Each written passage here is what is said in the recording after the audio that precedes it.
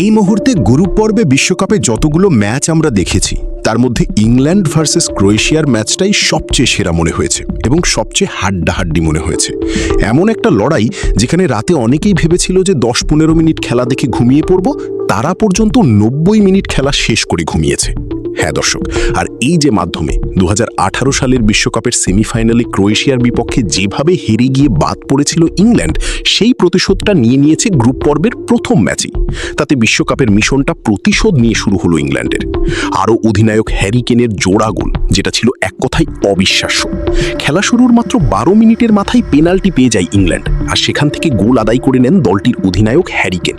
আর তাতেই কেন এখন বিশ্বকাপের ইতিহাসে সর্বোচ্চ সংখ্যক পেনাল্টি গোলের রেকর্ডের মালিক।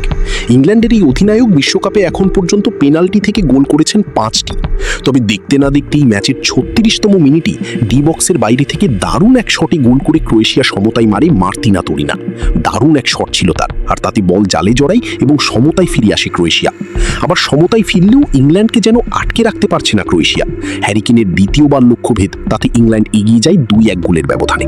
এবার কর্নার থেকে আসা বল দারুণ হেড করে গোল করেন ইংলিশ অধিনায়ক। তাতে বিশ্বকাপের প্রথম ম্যাচেই জোড়া গোল পেয়ে যায় হ্যারি কেন। তবে প্রথমার্ধ শেষে বিরতিতে যাওয়ার আগেই ক্রোয়েশিয়া দেখিয়েছে অবাক কাণ্ড, কেননা ইংল্যান্ডকে আরও একটি গোল দিয়ে গেল তারা। অর্থাৎ বিরতিতে যাওয়ার আগেই সমতা ফিরিয়েই বিরতিতে গেছে ক্রোয়েশিয়া। যোগ করার সময়ের 5ম মিনিটে সমতাসূচক গোলটি করেছে বেতার মোসা, আর দ্বিতীয়ার্ধের শুরুতেই ম্যাচের 47তম মিনিটে আরও একটি গোল করে বসে ইংল্যান্ড। ধরো যে 85তম মিনিটে আরও একটি গোল করে বসেন ইংলিশ তারকা মার্কাস র্যাশফোর্ড। বদলি হিসেবে মাঠে নেমে ইংল্যান্ডের হয়ে 4র্থ গোলটি করেছেন তিনি। এই গোলের মাধ্যমে ক্রোয়েশিয়ার বিপক্ষে বড় জয় নিয়েই বিশ্বকাপ শুরু করে ইংলিশরা, কেননা ক্রোয়েশিয়ার বিপক্ষে 4-2 গোলের ব্যবধানে শেষ পর্যন্ত জিততে যায় ইংল্যান্ড।